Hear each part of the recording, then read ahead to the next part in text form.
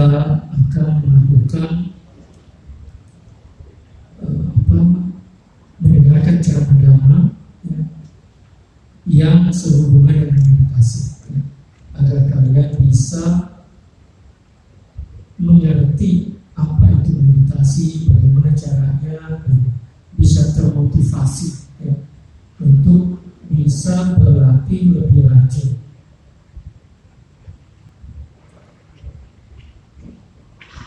Menyambung ceramah yang sebelumnya, itu harusnya hari ini Bante akan menjelaskan 5 faktor perjuangan. Tapi karena di pertemuan sebelumnya ada yang bertanya, mana yang harus dilatih terlebih dahulu, meditasi samatha atau vipassana? Saya yang nanyanya adalah dan Bapak? Oh, kuliah dari 9 baru selesai. Ya udah, nggak apa-apa. Ya kalau ini direkam ya mudah-mudahan dia bisa nontonnya. Nah, jadi apa? Berarti akan jelaskan lagi ini khususnya kepada yang baru di bahan meditasinya, ya. Itu Bante meminta kalian untuk membaca penjelasan di buku meditasi. Yang ada di sini adalah penjelasan yang lainnya. Jadi meditasi itu kita bisa berlatih samatha dulu, nggak jadi masalah, atau vipassana dulu juga oke. Ya. Nah, contohnya ya, itu di sutta, ya, di ini ini 2 di antara banyak sutta. Ya. Jadi di sini dari Anguttara kelompok 4 nomor 94, ya. Di sini dikatakan para biku ini adalah 4 jenis orang yang terdapat di dunia. Apa saja 4 jenis orang tersebut? Di sini para biku ada orang yang mencapai ketenangan pikiran secara internal, tetapi tidak mencapai kebijaksanaan yang lebih tinggi sehubungan dengan dhamma atau dengan fenomena mental dan jasmani melalui vipassana. Yang berikutnya itu adalah orang yang mencapai kebijaksanaan yang lebih tinggi sehubungan dengan dhamma atau fenomena mental dan jasmani, ya, melalui vipassana, tetapi tidak mencapai ketenangan pikiran secara internal. Yang ketiga, tidak mencapai ketenangan pikiran secara internal dan tidak mencapai kebijaksanaan yang lebih tinggi sehubungan dengan dhamma, ya, melalui vipassana. Yang keempat, mencapai dua-duanya, baik ketenangan pikiran maupun kebijaksanaan yang lebih tinggi sehubungan dengan dhamma melalui vipassana. Ini hanya tambahan. Di sutta itu dijelaskan kalau telah mencapai ketenangan pikiran samatha tapi belum vipassana, dia harus belajar kepada teman yang bisa vipassana. Kalau telah mencapai vipassana belum samatha, harus belajar kepada yang bisa samatha. Kalau belum dua-duanya, belajar ke yang bisa dua-duanya. Kalau sudah bisa dua-duanya, harus berlatih terus hingga menjadi arahant. Nah, kalau dilihat berdasarkan penjelasan yang ada di Abhidhamma, apa itu maksudnya orang yang mencapai ketenangan pikiran, ya, tapi belum mencapai kebijaksanaan yang lebih tinggi, ya. Nah, di bahan meditasi yang Bante kasih, ya, ini terjemahannya masih pakai terjemahan yang lama, tapi ini juga betul, cuma lebih menjelimet, ya. Jadi di sini dikatakan, ya, ini warna sesuai dengan yang Bante warnai supaya kalian bisa mengetahui, oh yang ini terjemahan ini, yang biru terjemahan ini, ya, supaya kalian bisa lebih mengenal palingnya, ya. Dan orang yang bagaimana kalian dikatakan memiliki ketenangan internal dari pikiran, tetapi tidak memiliki kebijaksanaan kebijaksanaan yang lebih tinggi sehubungan dengan pandangan terang mengenai dhamma, mengenai fenomena mental dan jasmani, atau sehubungan dengan dhamma melalui pandangan terang. Ya. Jadi di sini, maksudnya di dhamma ini, di ajaran ini, seseorang memiliki pencapaian meditasi sehubungan dengan rupa atau arupa sebagai objeknya, tetapi tidak mencapai jalan atau buah adi duniawi. Jadi yang mencapai ketenangan pikiran, maksudnya apa? Dia mencapai rupa atau arupa jana, ya. Tapi tidak mencapai atau belum mencapai kesucian. Ya.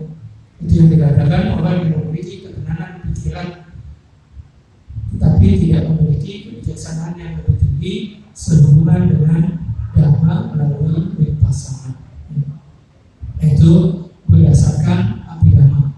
Kalau pada saat kita komentarnya, ya, apa itu maksudnya mencapai ketenangan pikiran? Ya, apa cita sa, apa cita samadisa? Ya. Konsentrasi pikiran yang tercerah. Ya. Jadi memasuki level jana. Kalau ini adipanya dhamma vipassana, artinya ini sankara pariyaha vipassanasa. Itu apa? Pengetahuan vipassana sehubungan dengan pemahaman terhadap fenomena berkondisi atau sankara, ya, terhadap pancakanda, ya, pancakanda yang berkondisi sankara maksudnya. Ya. Jadi tidak harus mencapai kesucian, tapi bisa saja hanya pengetahuan pandangan terang sehubungan dengan fenomena mental dan jasmani. Ya. Ininya apa? Penjelasan lebih detail nanti lah. Saat ini kan PR, ya kan? Jadi apa? Kita loncat aja. Ya. Nah, sekarang contoh sutta yang kedua yang mengatakan bisa vipassana dulu atau samatha dulu. Ya. Nah ini di sini. Siapapun teman-teman, baik biku ataupun bikuni yang menyatakan pencapaian kesucian arahat kepada Sang Buddha di dekatku, semuanya mencapainya melalui satu atau jalan lainnya dari 4 jalan ini. Ada 4 jalan tersebut di sini di ajaran ini. Teman-teman, seorang biku mengembangkan vipassana dengan didahului oleh pengembangan samatha. Pada dia yang mengembangkan vipassana dengan didahului oleh pengembangan samatha, kemudian jalan muncul. Dia berdedikasi pada, maksudnya jalan tersebut, mengembangkan jalan tersebut dan sering melatih jalan tersebut. Pada dia yang berdedikasi pada, mengembangkan dan sering melatih jalan tersebut, belum mental tereliminasi asal samyojana, ya. Pencemaran mental yang terpendam lenyap. Ini anusaya dasa. Ya. Jadi pertama mengembangkan vipassana setelah berlatih samatha. Yang kedua mengembangkan samatha setelah berlatih vipassana. Yang ketiga mengembangkan samatha dan vipassana sebagai pasangan yang saling terkait. Yang keempat, dan jalan yang berikutnya, teman-teman, seorang biku pikirannya tercengkram kegelisahan sehubungan dengan dhamma. Nah ini maksud kita dijelaskan kita komentar, maksudnya dia terkena 10 macam pencemaran pandangan terang. Jadi dia sudah bervipassana tapi nggak tahu ini dulunya samatha dulu atau vipassana dulu. Ya, tapi setidaknya di sini dijawab, ya, nomor 1 itu dia samatha dulu baru vipassana. Nomor 2 vipassana dulu baru samatha. Nomor 3 bisa gantian samatha dan vipassana. Ya, dia sebagai pasangan. Ya. Jadi mau meditasi samatha dulu atau vipassana dulu itu bisa dua-duanya, tergantung kalian sendiri memilih yang mana. Ya. Nah, sekarang Pak akan menjelaskan berdasarkan sutta-sutta yang lain tentang ini. Hal yang lebih penting yang untuk diketahui adalah mana yang harus lebih diprioritaskan atau dijadikan prioritas utama. Jadi kita sudah tahu berarti meditasi itu boleh samatha dulu atau vipassana dulu, ya. Tapi sebaiknya yang mana yang harus kita prioritaskan, ya. Nah, dari apa yang baru yang belum tahu, ya, Anda bisa membaca penjelasannya di buku meditasi, ya. Itu kalau yang PDF halaman 34, kalau yang buat dokumen itu kalau nggak salah halaman 17, ya. Dicari di internet bisa, ya. Nah, sekarang penjelasannya berdasarkan sutta-sutta yang lain, ya. Nah, kalau meditasi samatha, ya, pencapaian tertinggi, ya, itu adalah 5 abinya, ya, pengetahuan supernormal, dan kalau bisa mempertahankan jananya, dia akan terlahir di alam Brahma, ya. Nah, ini adalah 5 abinya, ya. Itu misalnya ini pengetahuan kekuatan supernormal, gampangnya bilang kesaktian, ya. Jadi bisa terbang, bisa tembus tembok, jalan di atas air, ya, menyelam ke dalam tanah dan lain-lain. Telinga dewa dapat mendengar suara dari alam dewa maupun manusia, baik jauh ataupun dekat. Bisa membaca pikiran orang lain, ya, dapat mengetahui pikiran orang lain. Misalnya, oh si A pikirannya lagi bersekutu dengan keserakahan atau dengan kebencian atau dengan kebodohan, kita bisa mengetahui, ya. Kemudian mengetahui atau dapat mengingat kehidupan yang lampau, baik kehidupan kita sendiri maupun orang lain. Yang kelima, ya, itu adalah mata dewa, ya. Nah, ini bukan hanya bisa melihat makhluk-makhluk yang tidak kelihatan dengan mata biasa, ya, tetapi di sini khususnya adalah melihat bagaimana seseorang terlahir kembali sesuai dengan karmanya, ya. Jadi ada yang terlahir cantik, ada yang jelek, ada yang sehat, ada yang sakit-sakitan, ada yang umurnya panjang, umurnya pendek. Itu bisa diketahui oleh orang yang mempunyai mata dewa ini, ya. Mereka akan melihat, oh, karena karma ini dia jadi begini. Itu dengan kekuatan mata dewa, ya.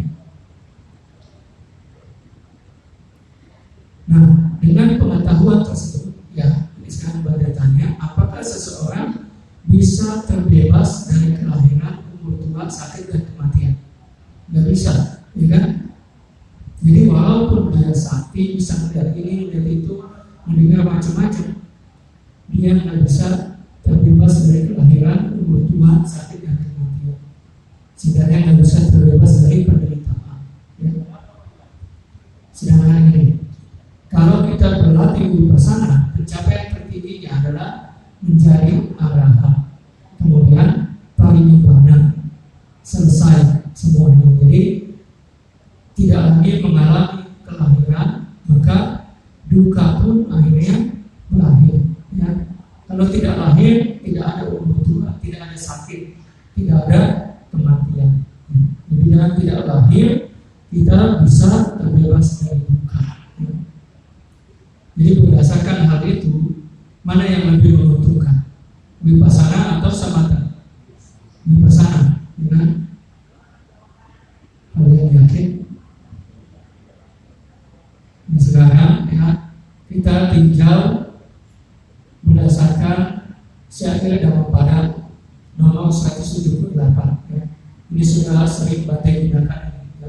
Jadi Dhammapada ini juga termasuk sutta, ya. Nah, ini artinya, ya, dibandingkan dengan menjadi raja nomor 1 di muka bumi, ya, atau pergi, maksud terlahir di alam dewa, ya, atau menjadi penguasa seluruh dunia atau alam semesta ini, maksudnya menjadi Brahma, ya. Menjadi seorang sotapanna adalah yang terbaik, ya.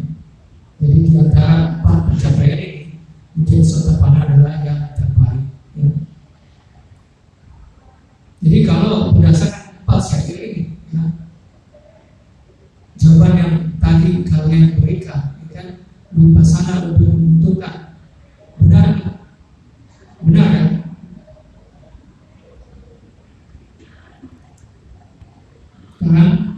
beliau satu persatu, ya, menjadi raja nomor satu di muka bumi. Menjadi raja ini lebih hebat dari menjadi orang terkaya. Betul kan? Betul kan? Sebab dia yang berkuasa, ya. Tetapi apakah raja nomor satu di muka bumi masih bisa jatuh ke alam rendah? Bisa, ya. Jadi jangankan itu, ya, di suta ini, ya, ini tentang bagaimana cara membalas jasa orang tua.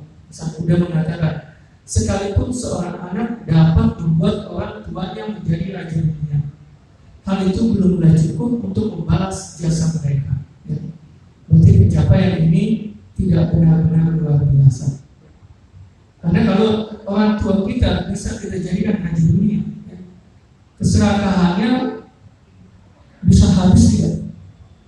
Bertambah, iya, ya kan? Ada nggak raja yang puas? Udah, saya segini aja kekuasaannya, ada nggak?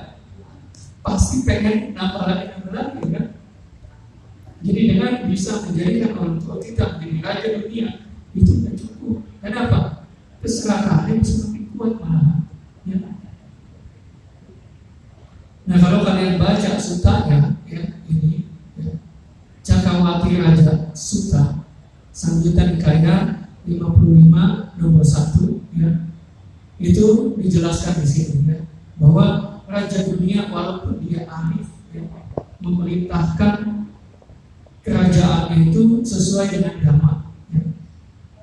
Jadi kayaknya sih nggak ada perang, dia menaklukkan dengan dhamma, walaupun punya tentara, tapi nggak terjadi perang kayaknya, ya. Jadi setelah menjadi raja, beliau lahir di alam dewa. Tapi setelah dari sana dia bisa jatuh ke alam bawah, ya.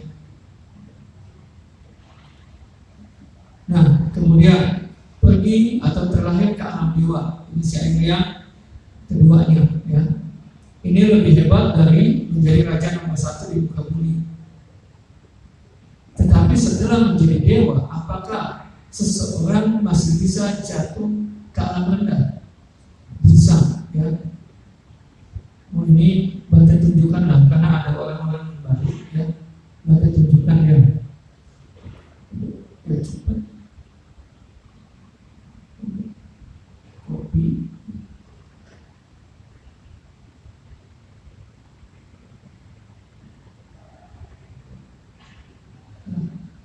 Oh, itu partai sengaja bikin linknya online. Jadi nggak bisa di sini, nggak ada internet. Nah, pakai yang offline. Samyutta 56108. Nah, ini dibesarkan. Jadi orang baru bisa tahu, ya, ini Tipitaka offline, ya. Yang ini, ya, 56. Ini nomornya sekarang kita cari 108, ya. 59. Nah, ya, ini ada manusia cuti 1, 2, 3, 4, 5, 6. Dan manusia meninggal maksudnya, ya. Ini dewa cuti, dewa meninggal, ya. Jadi contoh yang ini ada 6 bahasa. Kita klik ini yang Indonesia, ya. Nah, keluar.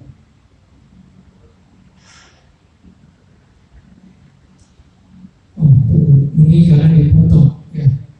Enggak apa-apa lah. Waktunya juga singkat. Di atasnya itu ada Sang Buddha memberikan perumpamaan, ya.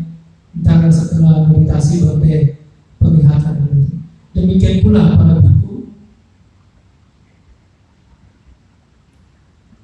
Hanya sedikit makhluk-makhluk yang ketika meninggal dunia sebagai dewa terlahir kembali di antara para dewa.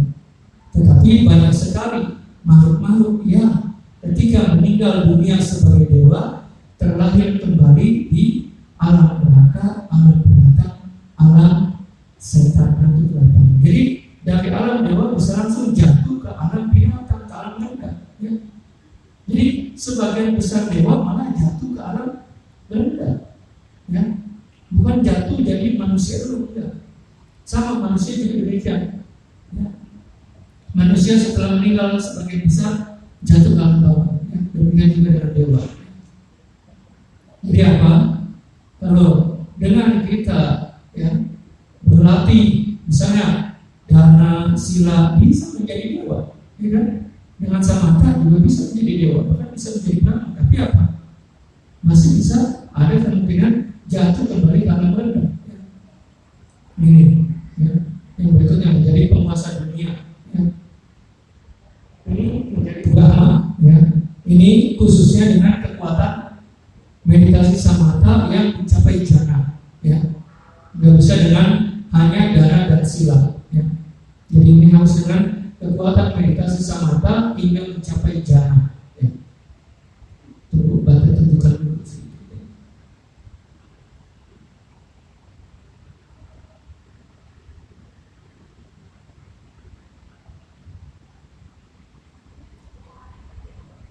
Nih, Bante Sariputra bertanya, mengapa Bante bahwa beberapa makhluk yang meninggal dunia dari kelompok itu adalah para yang kembali, maksudnya makhluk-makhluk yang kembali ke alam manusia atau alam yang lebih rendah, ya. Yang kembali pada kondisi makhluk ini, sedangkan yang lain adalah para makhluk yang tidak kembali.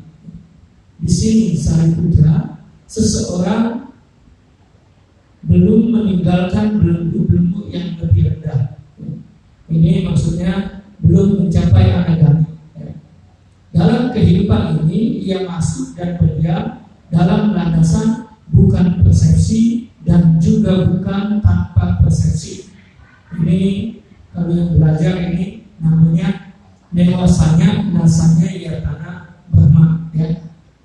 Brahma yang tidak mempunyai, bukan tanpa kesadaran, juga bukan tanpa kesadaran. Ya.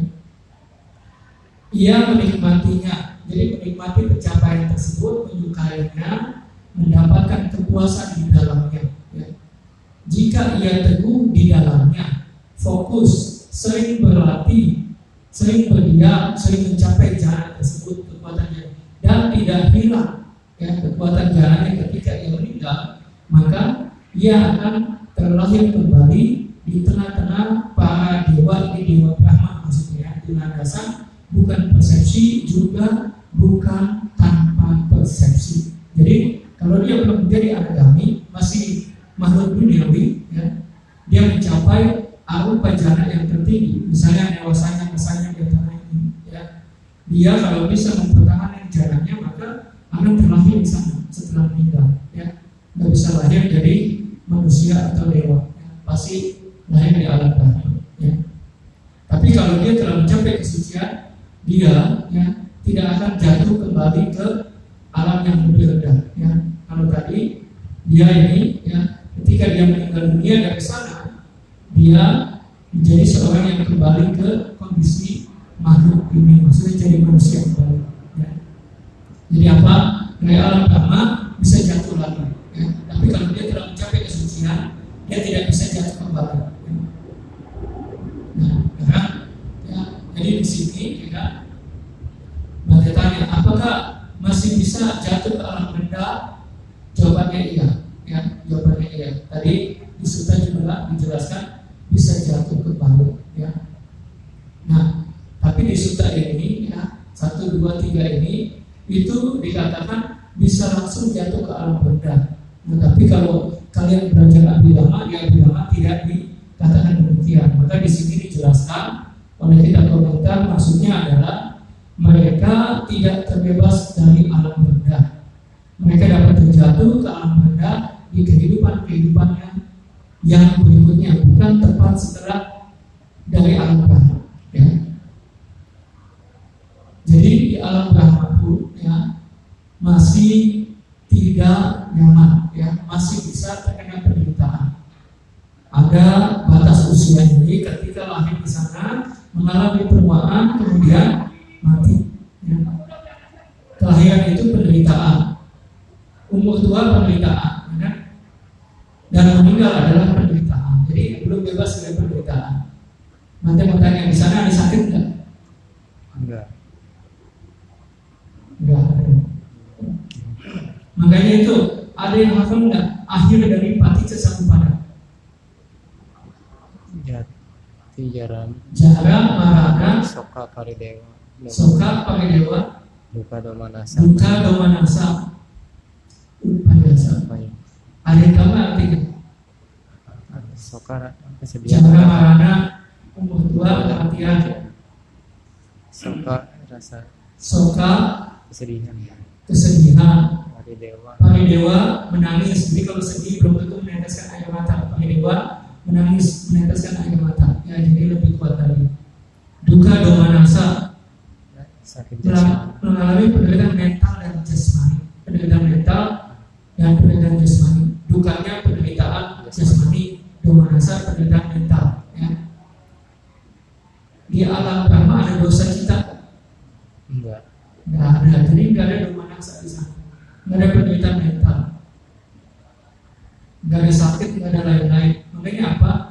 Itu apa? Kita harus belajar lebih detail karena itu bukan faktor utama. Makanya nggak termasuk di 12 ilmunya itu. Ya, itu cuma tambahan. Karena tidak semua makhluk mengalami itu. Ya, jadi ini harus diingat ini khususnya yang belajar abhidhamma. Ya. Jadi itu bukan di 12 ilmu yang utamanya. Ya, itu tambahan karena tidak semua makhluk mengalami itu. Cuma bukan berarti apa bisa terbebas dari kelahiran. Ya. Bahkan di alam Brahma, seorang Brahma masih bisa berpandangan salah. Ya. Contohnya ini Brahma Baka. Ya. Nah, yang terakhir itu menjadi seorang Sotapanna. Ya. Ini adalah pencapaian terbaik dibandingkan 3 pencapaian sebelumnya. Ya. Jadi kalau Anda baca sutta ini, ya, di sini dijelaskan. Ya. Nah, Sotapanna masih berpandangan salah tidak? Tidak, ya, bebas dari pandangan salah. Ya.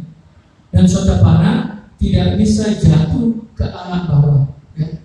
Kalau Brahma, dia masih bisa jatuh ke alam bawah. Ya. Nah, kalau Anda baca ini, ya, Abhisamyata, Abhisamaya Samyuta, ya, ini kelompok 13, ya, ada 10 sutta, nomor 1 sampai 10. Nah, di sini Sang Buddha menjelaskan keuntungan menjadi seorang Sotapanna. Ya. Nah, contohnya ini, ya, jumlah penderitaan yang telah dihancurkan atau dieliminasi, ya, sangatlah banyak, sedangkan jumlah penderitaan yang tersisa sangatlah tidak berarti. Ya. Jadi beliau menggarukan ujung kukunya, ya, jari-jarinya ke tanah. Nah, ada debu. Beliau bertanya, mana yang lebih banyak, debu yang ada di ujung kuku ini atau bumi ini? Ya. Jadi penderitaan yang telah dieliminasi oleh seseorang yang mencapai Sotapanna itu bagaikan bumi ini. Penderitaan yang tersisa bagaikan debu yang ada di ujung kukunya. Ya. Jadi sudah tinggal sedikit sekali penderitaan. Ya. Jadi bagaikan debu yang ada di bumi dan di ujung kuku jarinya. Ya. Bagaikan air yang ada di Mahasamudra dan 3 tetes air, bagaikan gunung Himalaya dan 7 butir debu, ya, yang seukuran biji sawi. Ya. Jadi apa? Itu penderitaan yang telah dieliminasi itu banyak sekali. Ya. Makanya apa? Tinggal 7 kali lagi terlahir kalau bisa menjadi Sotapanna. Ya. Dan ini yang sangat penting. Ya. Selain tidak jatuh ke alam bawah, penderitaan disebut semakin sedikit, Sotapanna tidak lagi bergantung kepada orang lain sehubungan dengan ajaran Sang Buddha. Ya. Jadi apa? Walaupun dhamma ini rendah, nggak ada pengaruhnya bagi Sotapanna. Dia bisa jalan terus. Ya. Nggak perlu belajar lagi dengan seseorang. Ya. Ini yang harus kalian camkan baik-baik. Jadi sekalipun dhamanya lenyap, dia tidak akan tergoyahkan lagi keyakinannya pada Buddha dan Sangha. Dia akan bisa jalan sendiri dan paling lama-lamanya 7 kehidupan, di akhir kehidupan ke-7 dia menjadi arahat. Ya. Nah, itu semua hanya bisa dicapai dengan vipassana. Ya. Hanya bisa dicapai dengan vipassana. Ya. Nah, yang berikutnya, ya, ini. Lepaskan kebahagiaan yang kecil. Jika ketika menyadari atau melihat ada kebahagiaan yang besar, ya. Fase melihat atau menyadari lah, wipula, besar, suka, kebahagiaan, ya. Janji harus melepaskan mata suka, mata kecil, suka kebahagiaan yang kecil. Dira, orang yang bijaksana. Seorang yang bijaksana harus melepaskan kebahagiaan yang kecil. Sampasa melihat kumpulan besar suka. Jadi melihat kebahagiaan yang besar, karena melihat kesempatan memperoleh kebahagiaan yang besar. Jadi orang yang normal, kalau dia bisa dapat keuntungan yang lebih besar, keuntungan yang lebih kecil, harusnya dia tinggalkan, kan? Demikian juga ya, dalam kehidupan spiritual ini. Kita bisa melihat kebahagiaan yang lebih besar dan kita bisa mendapatkannya. Kita harus merelakan kebahagiaan yang kecil. Kita harus melepaskannya. Kadang-kadang kita nggak bisa mendapatkan semuanya itu. Ya. Jadi kalau misalnya kita hanya boleh mengambil satu genggam, ya, ada beras, ya, ada batu mulia, misalnya kecubung, ya kan? Yang terakhir adalah batu permata. Kalian boleh mengambil sebanyak-banyaknya satu genggaman. Mana yang kalian ambil? Permata lah, ya kan? Jadi kalau kalian sudah mengambil misalnya, ya kan, kecubung atau batu mulia, ya kan, masih diberikan kesempatan mau ganti enggak? Kalau yang normal diganti kan jadi permata, ya. Nggak bisa ini, kalau nggak bisa dilepaskan, ya kan, kita nggak bisa lagi mengambil. Ya. Jadi kita harus apa? Bisa melepaskan yang lebih kecil. Ya. Demikian juga, ya. Kita nih habis waktu untuk nonton, untuk belanja, untuk macam-macam, kan? Nggak punya waktu untuk latihan meditasi, gitu. Ya, kita harus lepaskan sedikit kesenangan-kesenangan dari apa? Dari berbelanja, dari menikmati makanan, menikmati hiburan, dan kita harus lepaskan sedikit. Ya. Kalau itu udah dilepaskan, masih bisa tidur dikurangi. Ya. Kalau itu udah dilepaskan, masih bisa tadinya 3 kali makan jadi 2 kali makan, ya kan? Kan nyiapinnya jadi berkurang, nyuci piringnya jadi berkurang, ya. Kalau masih belum bisa dari 2 kali makan jadi 1 kali makan, masih bisa, ya. Makanya kalau biku banyak waktu untuk perhatikan apa? Semua dipotong-potong ini, gitu kan? Nonton televisi enggak lah, dengerin radio enggak lah, makan harusnya sekali. Jadi apa? Banyak waktu yang tersisa untuk berlatih, ya. Karena apa? Ada kebahagiaan yang lebih besar yang bisa kita dapatkan pada saat kita mendengar dhamma ini. Jadi jangan disia-siakan, ya. Nah, jadi, ya, meditasi yang mendatangkan kebahagiaan yang lebih besar itu yang mana? Yang samatha atau yang vipassana? Vipassana, ya. Jadi kita harus memprioritaskan vipassana, ya. Berarti masih banyak suta-sutanya, cuman waktunya nggak cukup ini, ya. Ini sudah jam 8:10, ya. Jadi mari kita lakukan meditasi dulu, ya. Nanti kemudian kita lanjutkan, ya. Itu apa? Bante sudah tambahkan itu di bawah biar kalian apa bisa betul-betul yakin, ya, apa memang bisa vipassana, ya, mencapai kesucian, ya. Nah, karena ini kebetulan yang datangnya sedikit, jadi apa? Kita bisa cukup leluasa melakukan meditasi jalan, ya. Jadi lakukan dulu meditasi jalan 15 menitan. Ini udah duduk terus, ya kan, setengah jam lebih. Nah, sekarang permasalahan kakinya kita gerakan dengan melakukan meditasi jalan, ya. Kemudian setelah itu disambung dengan meditasi duduk sampai jam 9, ya, jadi setengah jam dulu, ya. Silakan pilih tempat, ya, cari tempat.